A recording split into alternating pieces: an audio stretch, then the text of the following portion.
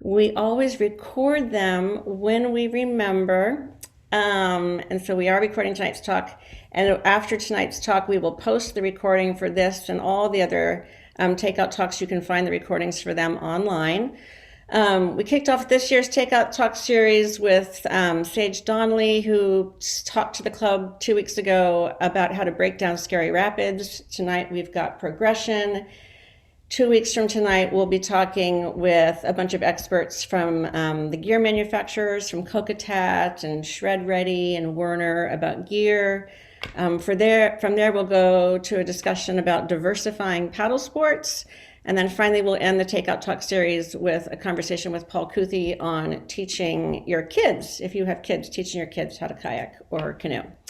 So that's the Takeout Talk series. And then we also, on Thursdays, the first and third Thursday of the next few months, we have a safety series. And the next safety talk coming up is on shoulders, protecting your shoulders while paddling.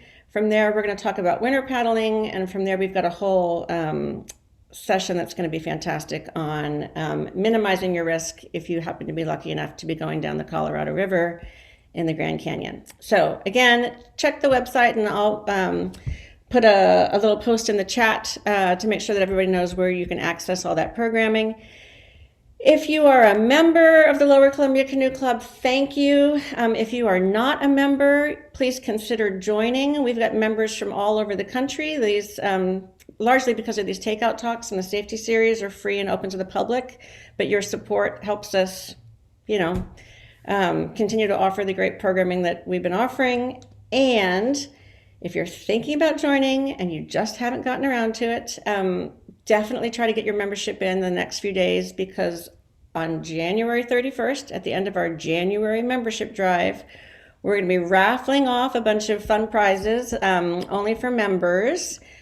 So the two prizes that are pretty exciting, one, we're raffling off a canoe. So a Dagger Ovation canoe has been donated by one of our longtime members, Murray Johnson. Huge thank you to Murray.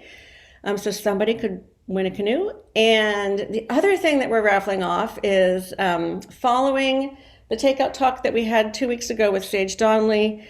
Sage actually reached out and let us know that she was going to be in the Pacific Northwest in March, and that she'd be happy to do a skills clinic for club members. So we have 10 spots available for intermediate kayakers who might want to, oh so appropriate, step up their paddling, the topic of tonight's discussion.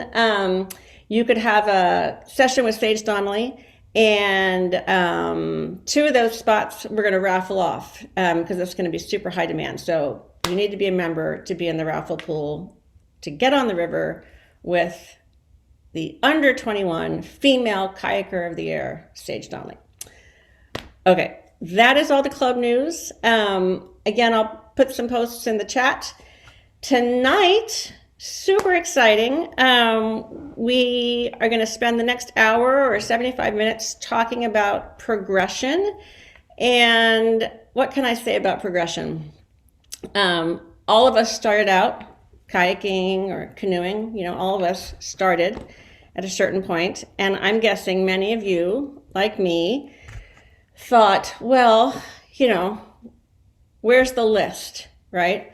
Like, what do I need to be able to do in order to go from being a class 2 paddler to being a class 3 paddler? Or what do I need to be able to demonstrate before I can, get on that class 4 round that everybody's talking about?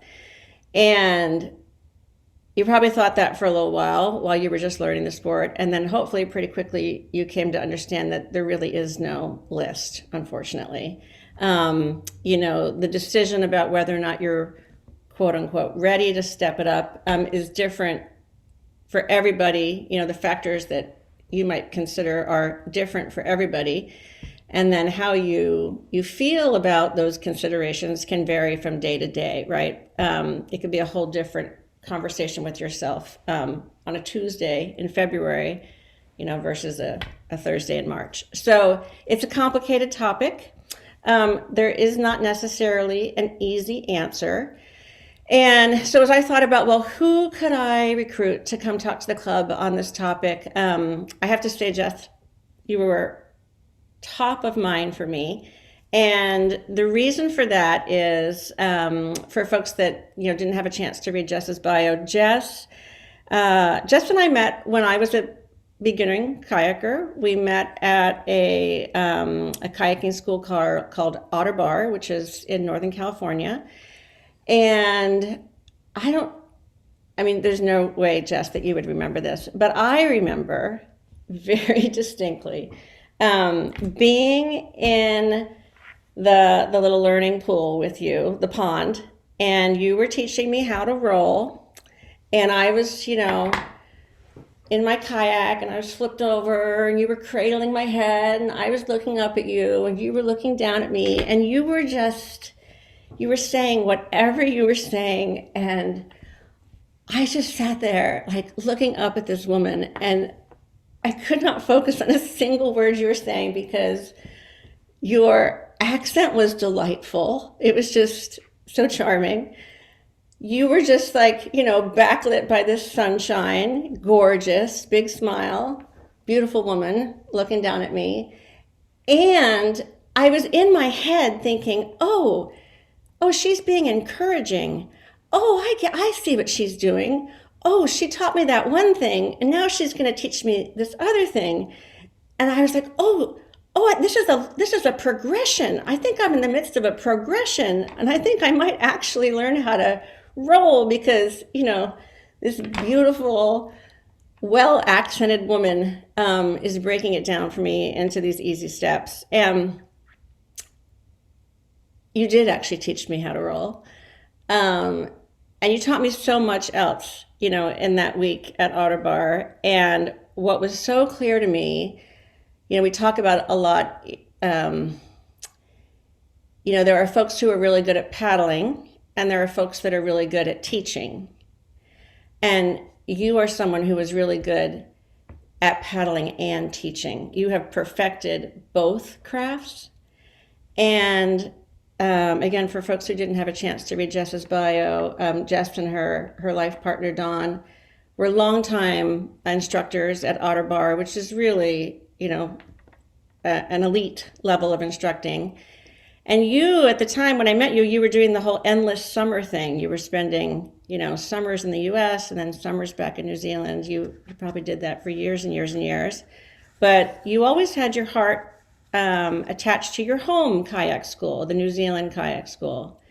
And 2 years ago, Jess and her partner, Dawn, actually acquired the New Zealand Kayak School. And I am so jealous of all the students that come through the New Zealand Kayak School. I cannot wait until it is safe for us to travel to you again. I will be on the first plane. So that is my introduction of Jess. Jess is going to talk to us for anywhere from 20 to 30 minutes, we'll see. And then from Jess, we're going to hear from Teresa Gryder, who many of you know as our safety chair.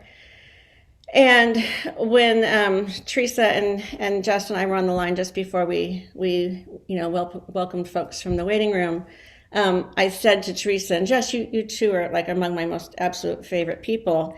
And that is so true with regard to you as well, Teresa. When I think about progression in my day-to-day paddling life, I think about you.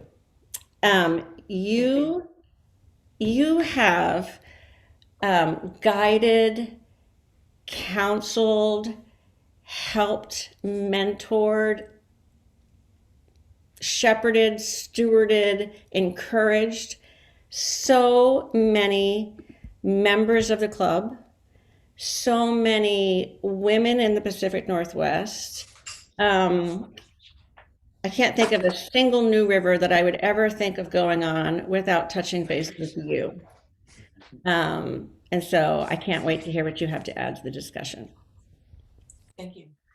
With that, Jess, I'm going to hand it over to you. And also, just for folks who have been joining us for some of these takeout talks, sometimes we do slides, sometimes we don't. And tonight we're just listening primarily. So if you want to do, those of you who are Zoom adept, you can expand your speaker view and you can see that ever so slightly backlit, beautiful face because Jess is in New Zealand, where it's 21 hours ahead. And it's 3 o'clock in the afternoon somehow, which is amazing. Welcome, Jess. And then I'm going to get you, Jess, to unmute. Yeah, there you go. Oh. Hi, good afternoon, evening, wherever you are. Thank you for the beautiful introduction, Deborah. It's a lot of flattery right there, so thank you. Just take a quick moment to introduce you to my little continent, almost. So I'm in a little place called Murchison in the South Island of New Zealand, and I am one of the co-owners of the New Zealand Kayak School. We even got these hoodies. We've got my partner and Dan and myself. We took over the business about 2 years ago, and we are the hosts of the Kayak School. I guess before going any further, just a quick disclaimer. After years of teaching in the States, sometimes there's a language barrier where I speak Kiwi and everybody else is speaking American. So if there's something that I say that doesn't resonate, or you're a bit puzzled, or it's a mannerism that I'm unaware of, you're welcome to just write a message in the chat and we'll help kind of iron out some of those.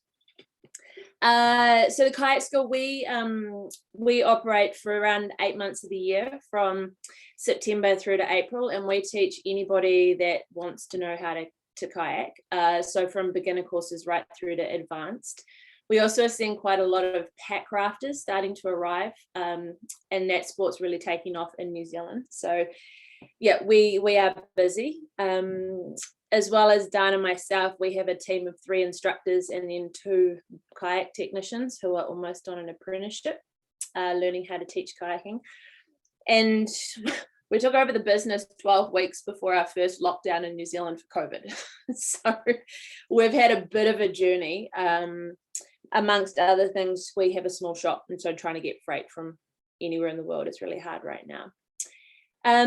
In terms of background, when it comes to teaching, is that sometimes I think it's easy to look at people that have taught a bunch of kayaking or are paddling really well and just wonder if they sneezed and could kayak. And I just want you to know that I started right at the very beginning, and it was hard, and I cried and I cried and I cried, and I paddled a little bit and I cried and I cried, and I stressed about going out on the river. And so I feel like the topic of progression is quite dear to my heart, from my very humble beginnings through to spending lots of time in the US, running hard multi-day class 5 trips with friends and new friends. So it's definitely been quite a journey. So I'm just very aware that it's quite a personal and subjective topic, and to just kind of treat a little bit delicately, just so that everybody can kind of hopefully take their own little tidbits away from there. As Deborah had mentioned, that so at the moment I'm not teaching much. I've got a 6-month-old and a 3-year-old, so I'm stitched up trying to deal with business and kids. But my last day teaching was 2 days ago. We have a kids course out this week. I think we've got 8 out this week, and we had 13 last week, so they're on their own progression.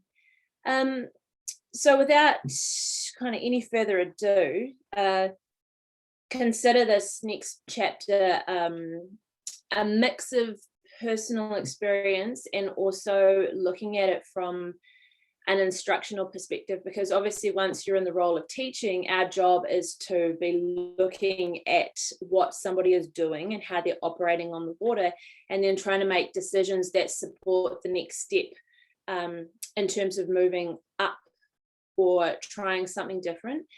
And when there's a bunch of familiar faces and other instructors in this pool of guests to tonight's talk, just really aware that it is a little bit of a big picture process, because it is multifaceted, so not clean cut. And as Deborah said, that there will be opportunity for chat and questions. So if you've got anything you want to add, then let us know. To keep it kind of simple, we chat about there being essentially 3 dimensions to kayaking and the kayaking package. And we often pep talk people on their second or third day of a 4-day course with us when people are absolutely buggered, tired, knackered, whatever your terminology is, and everything feels a little bit hard, and there's this desire and want to get better and to achieve and to push, but things are tired. And so the little wee explanation that we use, which is very well related to progression, is this like kind of mash of 3 different things. The first one is the physical aspect to kayaking or canoeing or mountain biking or skiing or whatever it is that your sport is. The physical part of how you operate.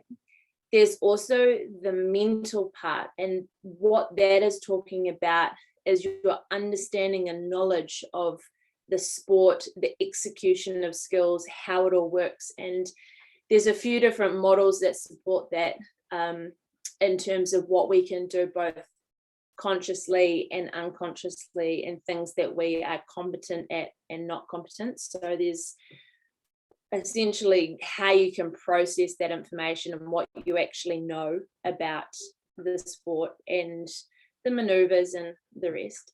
And the third part, the third kind of chapter to this, which is not really tangible, and that's your emotional, I guess the emotional component to kayaking or canoeing. And what that refers to is your fortitude, your resilience, how you handle stress. And an example of the emotional stress, some of you will be familiar, and whether that's tears or stress or just being a little bit overwhelmed, that a way of that we kind of chat about it is you're in an eddy and you're just kind of working out what your next maneuver is, and you accelerate up to the eddy line and you get across the eddy line and you're in the new flow, and then for whatever reason you edging is a little bit off or something's not quite right and the boat kind of lurches, it does a sudden little and what happens in that moment is your stress just goes,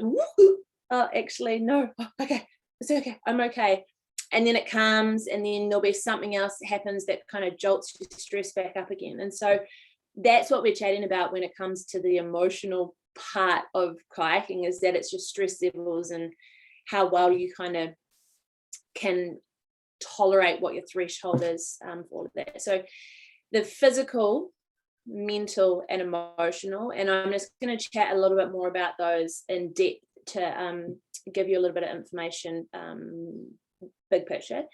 Teresa's got an amazing quiz, the Whitewater readiness quiz, and so looking at the part that I'm about to chat about along with what she's got, I think they're quite complementary, one in terms of the big picture approach, and then one looking at I guess the more tangible, exact, measurable, being able to put a number or an answer on something. So in terms of the physical, and that's probably the most, I guess, tangible, and your ability to execute, I've just got some notes both here and on my screen, your ability to execute a skill or move on demand. And an example of that is perhaps if you're making moves at a fixed site, or you've just found this really cool eddy or wave, or you're doing a wee jet ferry. If you do it 5 times, how many times out of that 5 can you make it? You know, how many times do you almost make it, or how many times do you not make it? So it's a little bit about your consistency. And it's also talking about where you are in the river. So your positioning, knowing that the position at the start of a rapid determines the outcome later on. So if you're starting, for example, in the center, but you need to be to one side or the other, that by starting in the middle, that can make things harder, knowing you need to be somewhere versus starting in a position that will kind of feed you in. So wherever you put your boat or your craft has an outcome. The other part of that is how it feels to you. Are you feeling like, yeah, I got this and I'm doing well and it feels comfortable and I know what I'm doing? Or is it like, oh, something just happened and I'm not quite sure what that is? So some examples of if you're looking at it from a strictly progression type thing, when you've got lots of repetition of a move or a skill and it is consistent, that's a really good indicator, like, hey, I've got this. I'm probably ready to look for something else. I'm ready to look for another move. I'm ready to look for a wee challenge. And when everyone kind of has a home stretch of water, the patch that you spend more time on than in other places. And when you find yourself looking for more activities,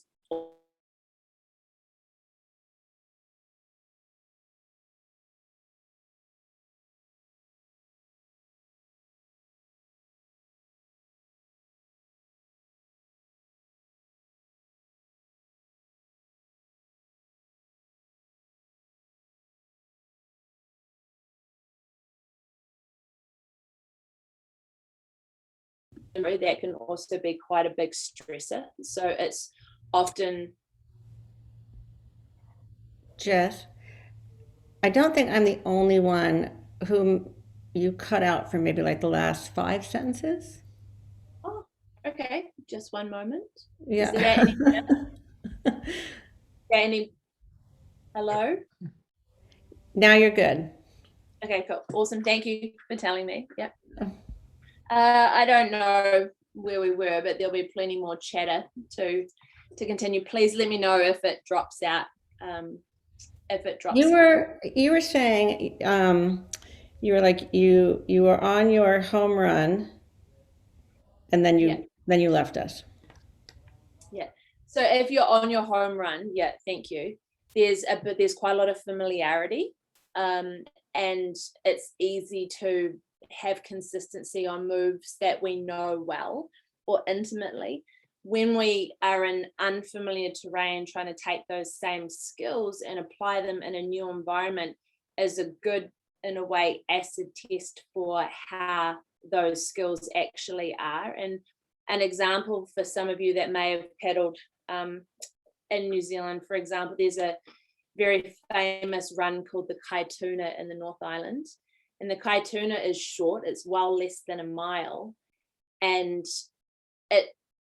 it's almost like its own environment because it's dam fed, so the flows are always the same. It's very consistent, and so people learn what the maneuvers are on that particular run, and it becomes good, and it becomes fluid, and it becomes consistent. But then trying to take those same skills to a variable terrain can be a little bit challenging, and you may not have the same results. So in terms of the physical stuff, that you will sometimes get different results on own run versus new terrain. If in terms of stuff that I would be looking at for whether progression is the right step, there's a couple of red flags on there. One of them is that if you're lacking consistency with basic or simple moves, regardless of the stretch of water, you're trying to get more consistency, whether that's 2 out of 3 times or 4 out of 5 times before you step up. So make sure there is the consistency. If what you do gives you a random outcome each time, that's a wonderful thing to say, hey, hone this skill a little bit, spend a little bit more time here. The one other thing that we haven't actually chatted about yet is, as we all know, that whitewater is often an underwater sport, that making sure that you've got a roll that matches the terrain that you're on. Okay, so if you can't really roll consistently in class 2, it's a little bit unreasonable to expect that that would work in a class 3 environment. Yeah. If your roll works really well in a class 3 environment, then yeah, perhaps there's a good chance that it will work well in a grade up. But quite commonly, and we see this a lot with our intermediates coming through, that they've progressed through grades without necessarily having a roll or a primary safety self backup, and get here paddling class 3 but actually can't roll consistently. So regardless of your above water skills, making sure that you can you can roll in the terrain that you are on so that you can take that to the next level. Hopefully that makes sense. Just, yeah, cool. Yeah, a few nods. Thank you. I think I can see 20 of you on here. And if you've got any questions about the physical aspect, happy to chat a little bit more or answer any of those questions. So the mental component of this, and now this big kind of mashed up ball of all three of them need to be kind of operating together. That, going back to an earlier explanation, the mental component is your understanding and knowledge of what is happening around you, how to read the river, understanding the other people around you and what they are doing. The mental part is how you anticipate outcomes, and anticipation is actually a really big part of water sports as well. And it's about being able to consider not just the moment right in front of your bow, but it's about being able to know that if this is happening now in 2 meters or 2 yards or 20 yards or 20 feet, whatever your measurement is, that things are going to happen, and it's trying to consider those before you get there. So for example, if you are a person that's paddling rapids and you get to the bottom and it's a giant blank, as in I don't know what just happened, I'm at the bottom and I'm okay, that you need time on that so that you can have clarity around what happened and being able to be present. If you're blacking out for parts of your kayaking, it's about potentially stepping back a little bit to consolidate before you do move forward.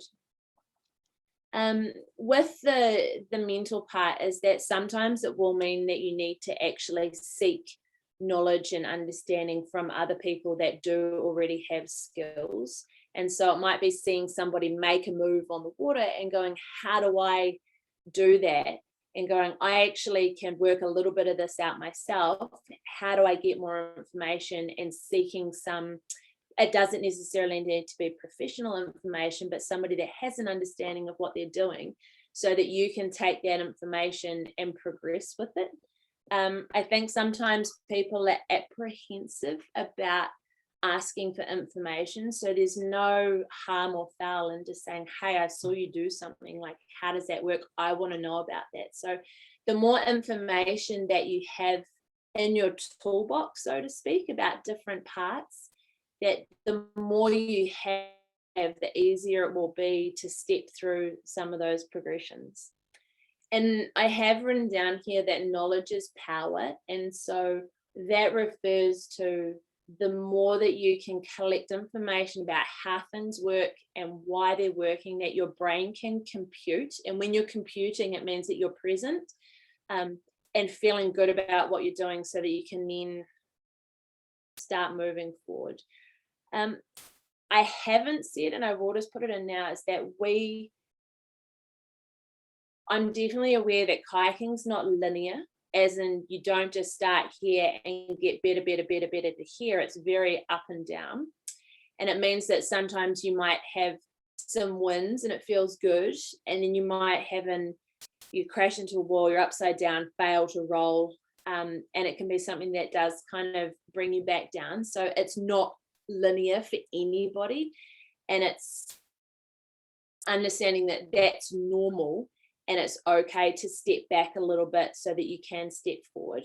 An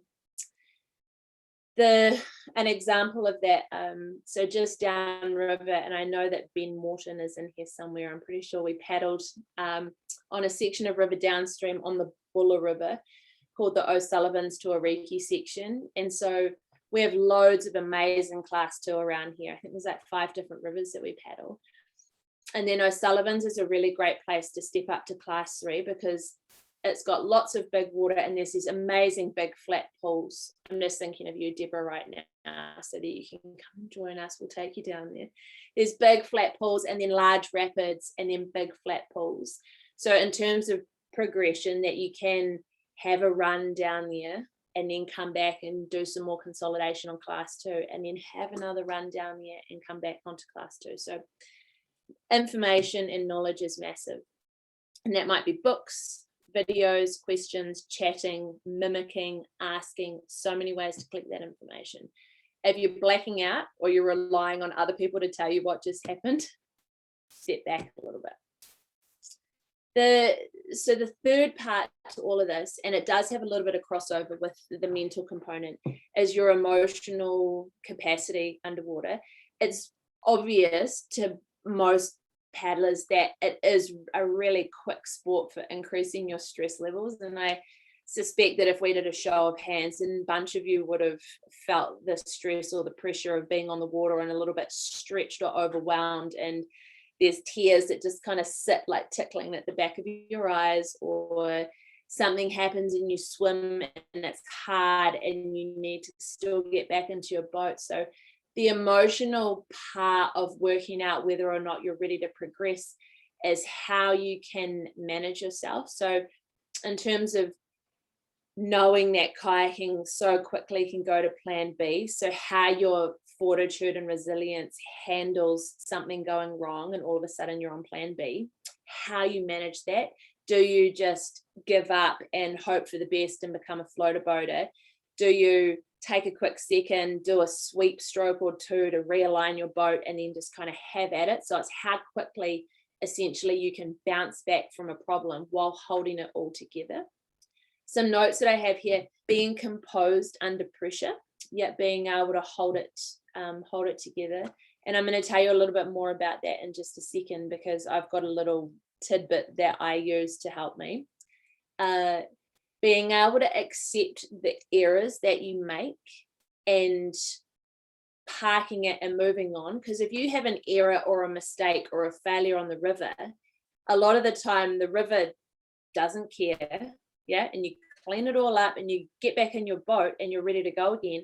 And the river's exactly the same as it was. And so your job is to be able to park that little dilemma, cool yourself, and then be ready to go back out again. And so the more time we spend failing, the more time we have practicing the recovery from that. So it is worth noting that failure is important to a certain degree in kayaking, so you can practice your emotional bounce back to that.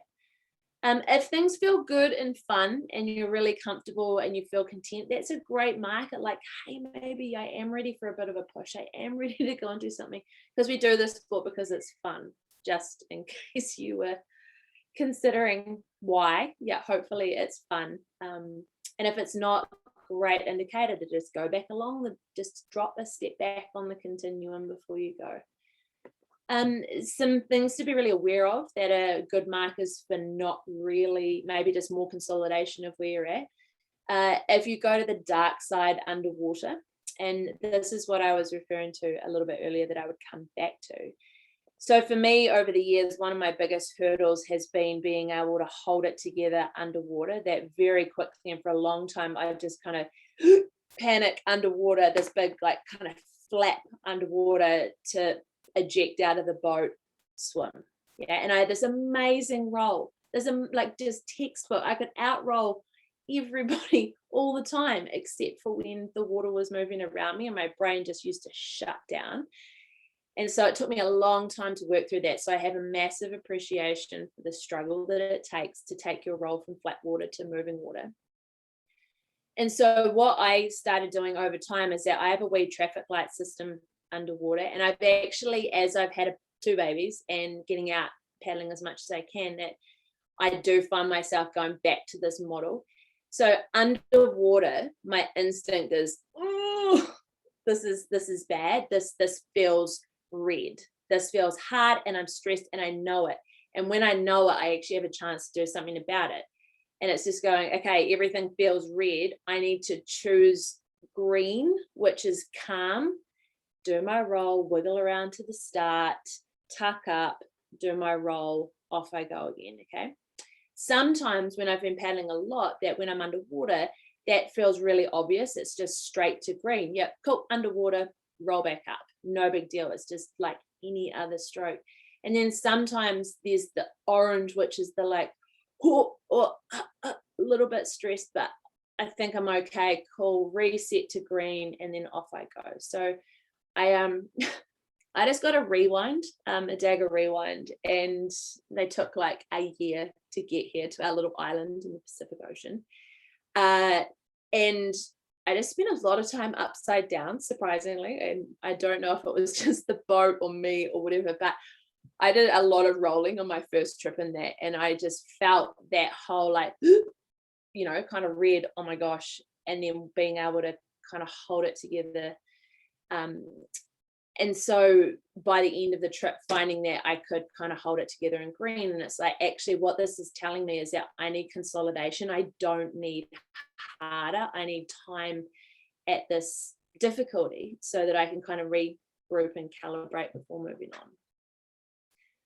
So there's a lot of, it's very holistic and it is very big picture. And I think that's why hopefully you'll find that Teresa's information is a nice kind of, it's kind of the same information, but a bit more specific.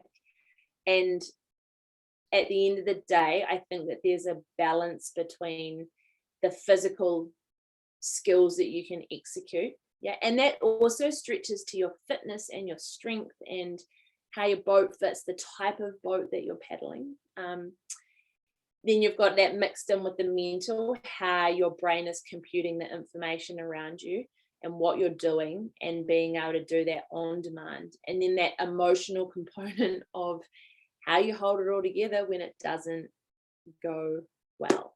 So I like this kind of bundle of everything kind of all meshed in. Stepping back a bit, the way that our days here work is we often run a rolling session in the morning, a skill session during the middle of the day, and then a river trip in the afternoon. And part of that is because most of our rivers are 10 to 15 minutes drive from here. So it's easy to kind of yo-yo and come back in. And what happens is with the clients and participants that we have on our courses is that at the end of a session, as the instructor, you're kind of computing, what do we do? How did this work? What's the next little step for this package of people so that they can get a little bit more without biting off too much? And so we talk about having different themes for sessions. So it's like, is this trip about consolidation? Is this trip about just pushing a little bit more? Are we going to change the boats that people are in? So it's just trying to find the smallest increment of progression while still meeting people's needs. And sometimes that means that on day 3, when people are tired, that you actually just take them back to flat water and you run a skills session. So there's a lot of consideration to how to progress people. And I think in a nutshell for us, this is one of the models that we use to manage that. But it's very subjective, it's very individual. Just because you do it one way doesn't mean that it's going to fit for somebody else. So I think that's probably enough chat about those 3 things. And if there are any questions, you're welcome to put those forward. Love it. Thank you, Jess. You've had a few comments coming in, but one in particular, how helpful the green, yellow, red thinking is. That just that framework is really, really helpful. And then, of course, everyone is happy that there'll be some flat water pools waiting for me at the bottom of some of the rapids that you might take me down when I visit you in New Zealand. We all love our pools at the bottom. We could go in one of 2 different directions. Teresa, I think I want to give the people a little bit of what they came for, which is to say, I think I want to throw up just 1 or 2 of your quiz questions before we segue. Yep, Teresa, to you, only because I saw Kim asking for the quiz in the chat, and Jess alluded to the fact that she's thinking relatively big picture, and the quiz that you have developed, I think, is going to help hammer home some of the categories that Jess talked in. So why don't we do this real quick? Humor me. I am going to throw up. And again, for folks that may not know what I'm talking about, Teresa Gryder, safety chair for the Lower Columbia Canoe Club. How long have you been working on this quiz? Maybe a year at least. I don't know. I think it's been up on the web for several years. I've got it dated 2019. 2019. And I have to imagine it's like, might it have been because so many people were coming to you wondering whether they were ready to step it up? Absolutely. Yeah. That was the question I get all the time. And it's like, well, I hear a lot of stepping it up, and I want people to talk more about stepping back and consolidation. I love to hear that. Yeah. Oh, good. All right. Let's do this. I'm going to throw up the rolling, ferrying, and catching eddies part of Teresa's quiz, just to give you all a little bit of a sense of what some of these questions are. That might help guide your thinking about where you're at on the continuum. Can someone give me a thumbs up that you can see the quiz? Oh, I can good. see it. Yay. All right. So we'll let a few of you weigh in on where you're at. And I think it's anonymous. Hopefully you shouldn't worry about what you say.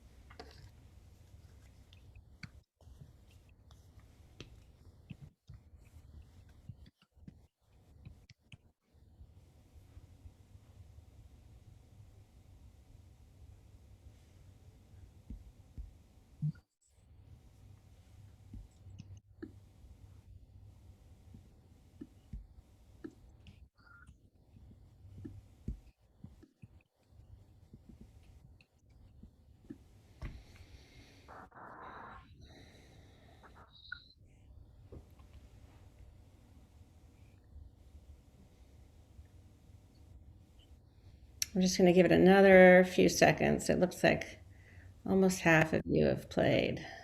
Thank you for playing.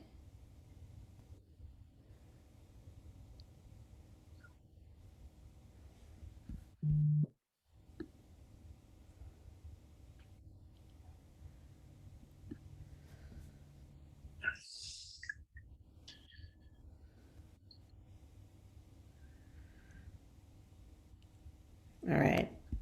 Let me see. I believe I can end the poll. Raise your hand if you'd be super upset with me if I ended the poll. I think we're good. All right. And honestly, I don't even know if I need to share the results. Do I need to share the results? Yeah.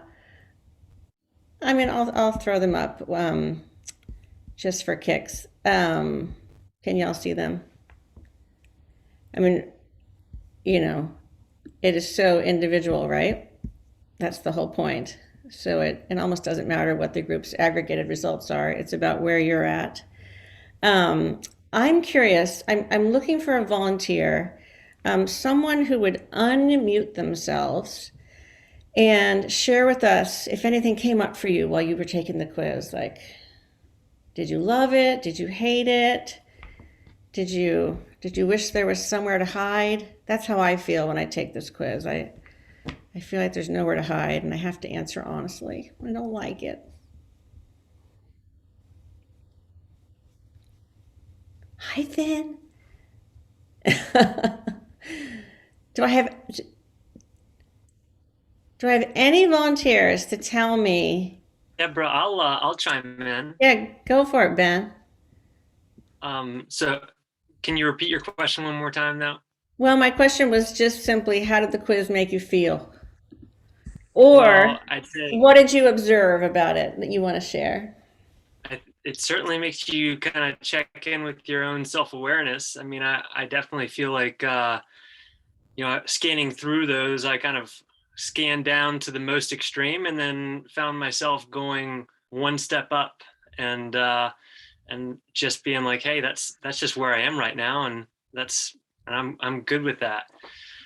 But yeah, I think nice kind of it's a really nice prompt to get you to think about those things and hopefully check in with yourself, and hopefully your self-awareness is somewhat accurate.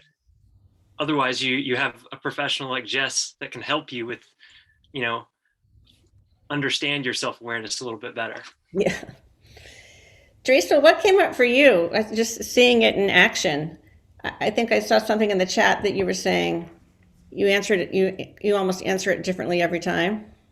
Well, yeah, it changes. My fitness changes, my role changes along with my boat.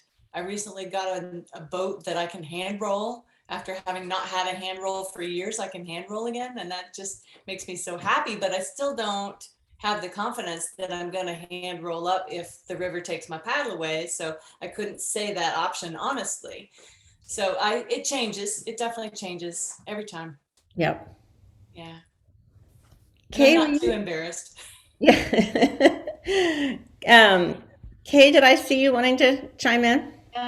Yeah, it reminded me of like specific things that, I kind of shy away from because I'm, fearful of them. Like, and I was giving Teresa a hard time the other day. I'm like, you can't ask two variables in one question because like I'll be comfortable with going over a wave to the other side of the river, but using a hole or willingly going into a hole, no, not so much.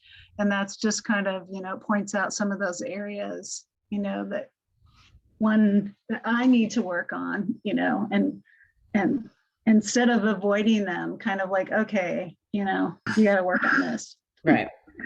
Yeah. And I'm seeing some good comments come in through the chat too. Jamie saying, I think it was interesting to categorize my progress with more specifics than just I'm a pretty good paddler, I'm an okay paddler. So we, just now, right, we threw up 4 of the questions and they were largely about, the physical, some, the hard skills, if you will. But Teresa shared the link to the quiz online, and we'll also be sharing it out to everybody when we share the recording. There are 11 questions, and they flow really nicely with Jess's talk in that there's questions on, your mental state, questions on, how you're feeling, physical, et cetera, et cetera. I love the quiz, Teresa, and I don't love it. I've taken it many times. I've never scored myself because for me that, I didn't care what my score was. I just really appreciated being asked to think about where I was in the various categories. And I know that you've been tweaking it and perfecting it. So, we've got 106-ish people on the line. So as you're taking it, once the call is over, if you have thoughts or feedback, absolutely please send it in. Yeah, please do, because I'll fix it. Especially if there's any major area that I've completely not addressed. Yeah. So that's the quiz. Everybody was wondering what's up with the quiz. So now I want to go back to my regular programming and say, Teresa, any thoughts or reflections from the comments that Jess shared and or other areas for us to explore as we think about progression? Well, I love breaking it down into those 3 categories, and I especially love it because all 3 of them are the human factor. Right. Yeah, which is the physical is perhaps less, but the mental and then emotional, which is kind of mental, but it still is. It's all us. It's how do we respond to the environment. And it's different for every person. And so every person's progression has to be different. You can't base it on what someone else did ever. But so I just really appreciate that. And the thought about consistency, which came up several times. Thank you, Jess. Just the idea that you're not ready for class 4 because you ran a class 3 rapid. You have to run quite a few class 3 rapids and actually demonstrate that you can do it under control, with intention, safely, before you even need to think about the next step. And what I see is people trying to progress far too rapidly and getting themselves into trouble because they don't have the skills they need for that next step. And they really need to repeat the skill enough times that it becomes second nature, that it becomes easy and fun. Yeah. The mental part about reading water and the group and being able to predict what's going to happen. And Jess is saying, where you start, you need to know what's going to happen, whatever distance downstream or a few seconds or minutes into the future. And I was thinking hours also, because when you're planning a trip, all of that matters. Will you get off the river by dark? That would be nice. And the red, orange, and green settings, wonderful. It sounds like basically if you flip over and you're in the red setting, you're going to boot out of the boat because you have no, you're not able to pull together to think, I know how to roll and I'm going to do this. So you're just like on instinctive fear response. And yellow, you're thinking, you have fear and you're still thinking and you're working it out. And then green, you're like, I know what to do and I'm doing it. And then if you get hit in the head with a rock and you go to yellow for a second, and then you come back to green and roll up anyway, so much the better. Yeah, it's a great way to think of it. Yeah. Oh, and I heard one phrase that I'm going to use, floater boater. Floater boater. Teresa, if you call me that, I will kill you. Well, I don't know. What did you mean by that, Jess? What's a floater boater?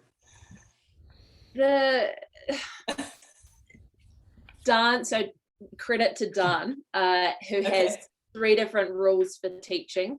The first one is to look good, which means that even if you don't know what you're doing, put your gear on properly and pretend like you got this, because it means a lot for your internal talk when you're like, I got this. Yeah. Sure. The second rule is to keep your upstream edge up. Generally applicable to just about everything. And the third rule, is do something.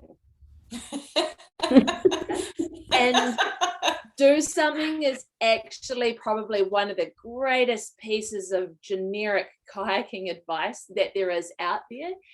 And it's so easy, and it happens to all of us from time to time, where something happens, a wave hits your kayak and it turns it, and all of a sudden you're going somewhere else, and it's how you respond to that. So the floater boater, especially if you are dealing with orange or red, that you're kind of like, oh, and you just wait, and it's just like something's going to happen because you haven't done anything.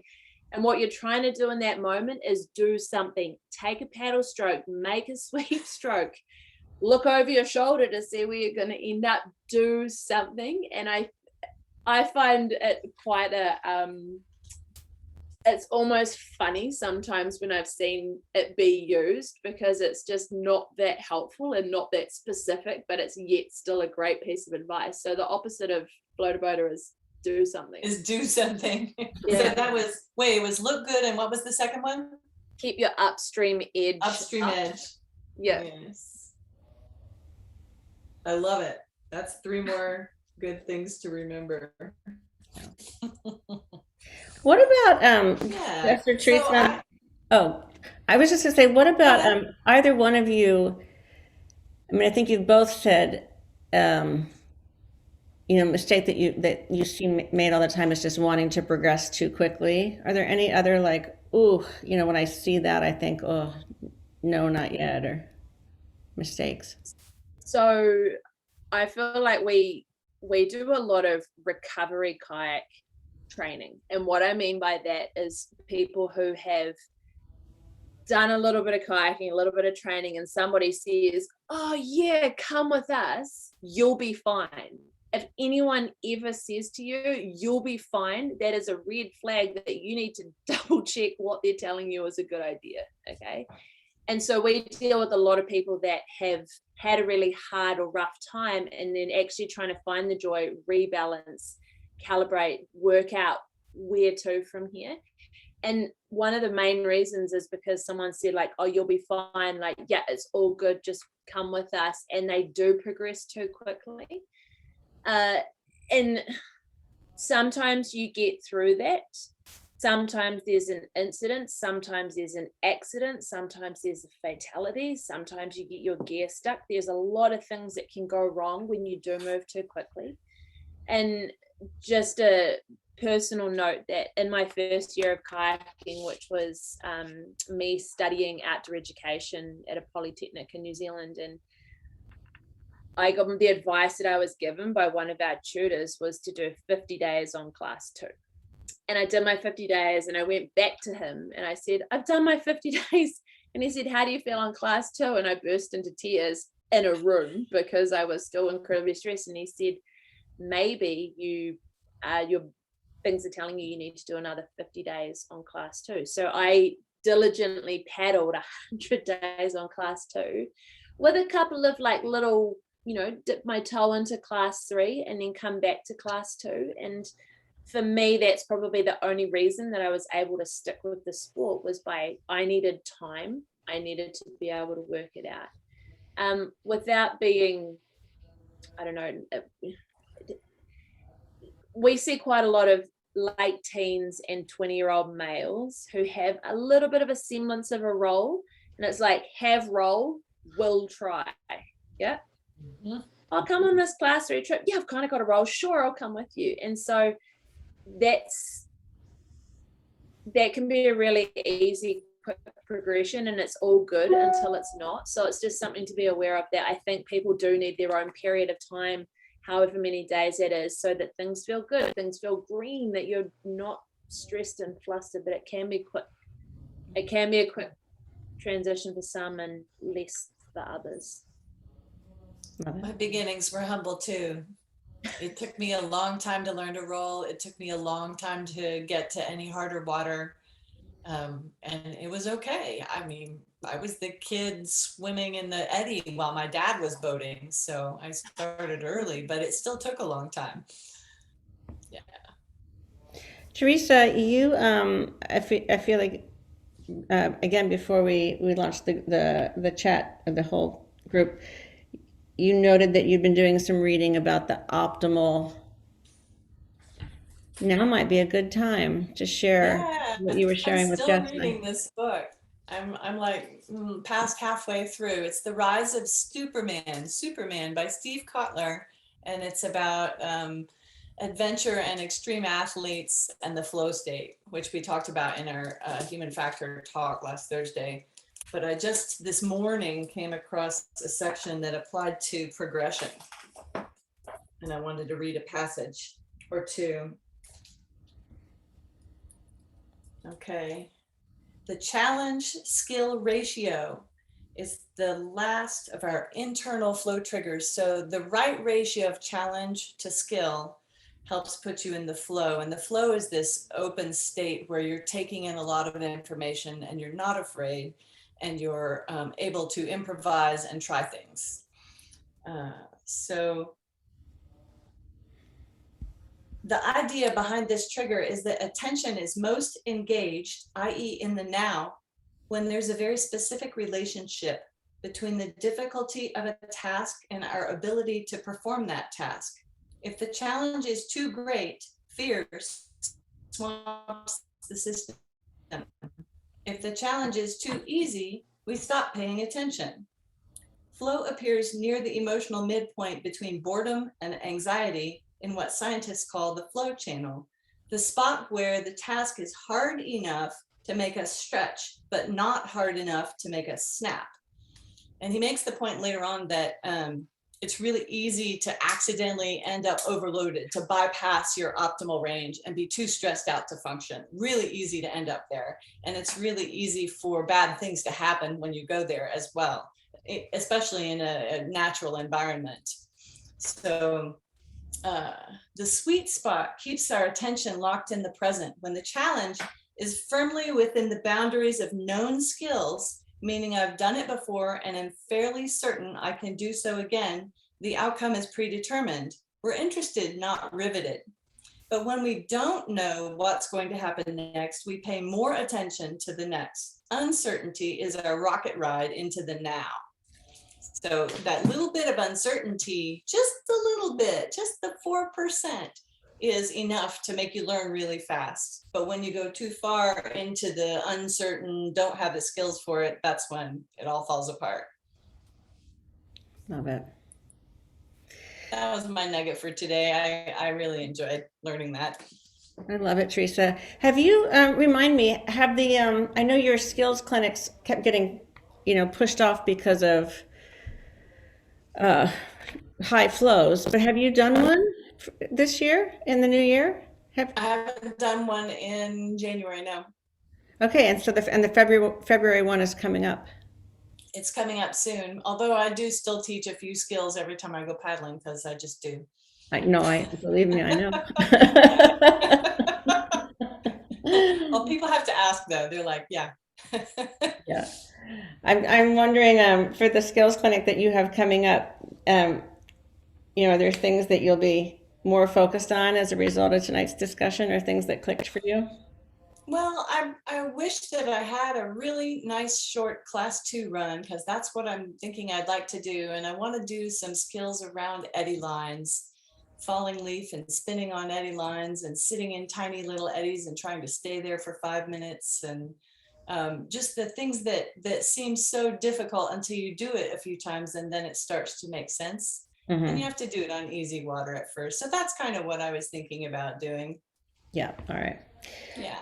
Well, let me open it up for any questions from the audience. Are there things that that you've been thinking about in your own paddling where you're a little bit stuck and you might want to have the benefit of some Kiwi wisdom, or any thoughts or reflections from people on the line about things that you've heard? And you can either unmute yourself or hop into the chat, whichever works.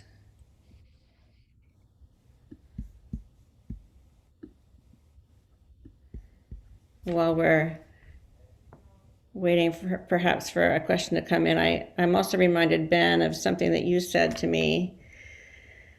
I don't know, I think it was one of the times that I did a little one-on-one with you, and we were on the middle white salmon, and I don't even remember how you phrased it exactly anymore, but your point was basically, well, did you make the eddy or didn't you?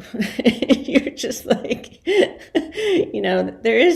there are moments when you could use just actual, objective, factual information.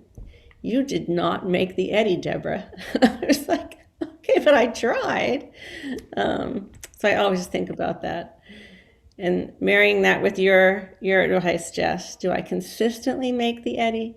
Do I make it 5 out of 5 times? Here's one. Jess, any tricks on how to not let the the crap move, swim, etc., carry on down the river with you? How to leave it behind? To be honest, that's probably been one of my biggest struggles with the sport. And I don't think of myself as a perfectionist, but I think I am a little bit. And that's probably one of the reasons why I've stuck with the sport, is just hungry for more and making it better and all the rest of it. But it's hard, and it was really a big journey to just say, actually, it's okay that I've screwed up, and it's okay that I swam, and it's okay that this happened, and it's happened, and just being able to just make peace with that so that I can then get back in my boat and continue. And I think that it's really important to understand that you need failure to be able to give yourself the opportunity to work out how to make peace with that over time, so that it does get quicker and quicker and quicker, so that you can move on. And I think it's really easy to stop and get caught up and hung up on a mistake that you've made. But for me, probably time failing in easy water where it's okay, to get the opportunity to work on it, to be able to park it and keep going. And we were on I can just thinking of a number of beatings that I've had all over California and Washington, where it's like class 5 swim, but you're on a multi-day trip, so you need to work out a way to keep going. And it was only with time on easier water and lots of repetition and mileage and failing to, this sucked and I'm not happy, but I need to put it over here and continue. So I think it's time, and failure's okay. Opportunity to work out how to make peace with that in a hurry. Just with that question in particular, I'm reminded, Teresa, of one of the questions in your quiz, which is about your crew. And I would add to the, how do you move past it? And part of that for me has always been about having just, a really great crew where I'm just dealing with my own stuff after an incident. I'm not worried about what they're thinking about what just happened with me, right? And I think I hear that a lot, oftentimes that, I don't want to swim, or I don't want to portage, I don't want to walk because I don't want to inconvenience, the people that I'm with. And if you're genuinely feeling that way about the people that you're with, it might be time to reevaluate who you're paddling with. Jess. So on that, I think that at the end of the day, nobody cares what you did or didn't run. Nobody cares if you portaged it or you didn't portage it. Nobody minds about all of that. Your job is to work out how you as a paddler can contribute to the team that you're out and about with. One of the things that I learned over time is that I do food and mood, which means that I'm not necessarily the strongest when I've been out on hard trips, but I was there with my camera. I was there with the throw bag. I portaged quickly, and I always portaged more than everybody else. And I would be at the bottom of the rapid in a good mood, just like, yes, I'm ready. And by the way, when you've finished, come and see me because I've got chocolate. And so nobody cares that you don't run the rapid, because I'd found my own way of giving back to the team without sort of taking. And I think that it was about paddling, for me, some of the hardest stuff, paddling with people that I loved and trusted and cared about. But it's also, if you are held up a lot by what other people think, that my question to you would be, are these the right fit, these people the right fit for you on the water? Because once you find a paddling tribe, so much stuff gets easier, like physically, mentally, and emotionally, seriously. So, and also just paddling with other people that know that failure is okay, because we actually have to fail to be able to practice our role. We have to fail to be able to make peace with the mistake and move on. So it shouldn't matter, just be awesome, or find your own way of being awesome in terms of what you contribute. Thank you, Jess. I'm looking forward to continuing to building my skills, feel better about being out on the water, comfortable in my boat. That is awesome, Grace. Thank you for sharing. We try to start on time and end on time. So the right tribe is everything. Kevin is so right about that.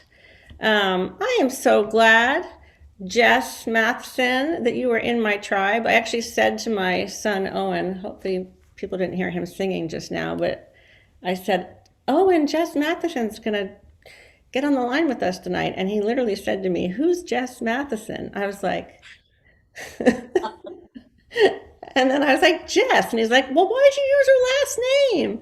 I was like, sorry. So my son Owen says hi. Crew is super important. I have so much less anxiety paddling with people I trust. Absolutely, Alicia. Absolutely.